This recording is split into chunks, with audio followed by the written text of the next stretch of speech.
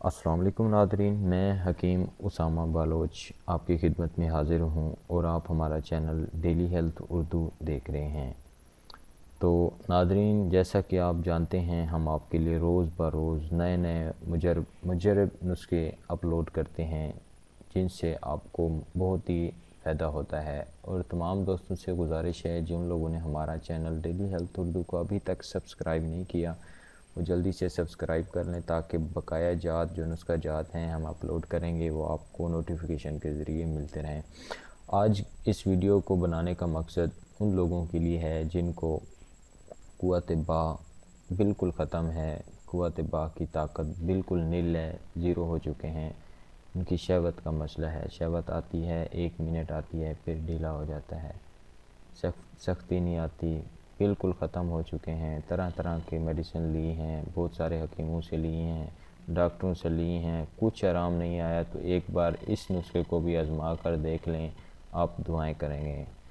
تو پہلی چیز، موسلی سیاہ 1 کلو لے لینا ہے۔ اس موسلی سیاہ 1 کلو کو آپ نے گائے کے دودھ ½ کلو میں پکانا ہے، ہلکی آنچ پر تب تک پکاتے رہنا ہے جب تک مکمل ½ کلو جو دودھ تھا وہ اس موسلی سیاہ میں جذب نہ ہو جائے۔ پھر آپ نے موسلی سیاہ کو خشک کر لینا ہے، خشک چھاؤں میں کرنا ہے، اور اس کے بعد آپ نے اس کو کوٹ لینا ہے، کوٹ چھان کر اس کا صفوف بنا لینا ہے۔ اس کے بعد آپ نے جوز بوا 1 پاؤ اور اس کے ساتھ بسباسا 1 پاؤ یہ اس میں ملا کر آپ نے اتنا شہد ملانا ہے کہ اس میں گولیاں بنانے کے قابل یہ ہو جائے۔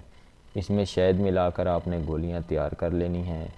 استعمال آپ کو بتاتا ہوں، ایک بار اس نسخے کو آزمائیں، آپ اس کا عجیب لطف اٹھائیں گے اور آپ حیرت انگیز ایسی سوچ آئے گی کہ ہم نے ایسی چیز کیسے بنا لی ہے۔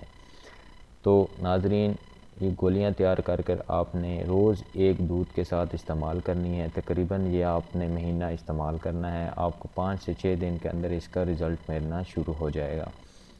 تو ناظرین، جن لوگوں کا مزاج گرم ہے تو یہ خوراک وہ ڈبل کر دیں، جب 1 گولی کھاتے تھے وہ جن کا مزاج گرم ہے وہ 2 گولیاں صبح شام، 1 گولی صبح شام استعمال کریں۔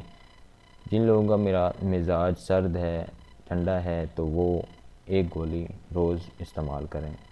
امید کرتا ہوں یہ ویڈیو آپ کو پسند آئی ہوگی۔ مزید ویڈیوز کے لیے ہمارے چینل کو ضرور سبسکرائب کریں، لائک کریں، کومنٹ کریں اور اس ویڈیو کو ضرور شیئر کریں۔ اللہ حافظ۔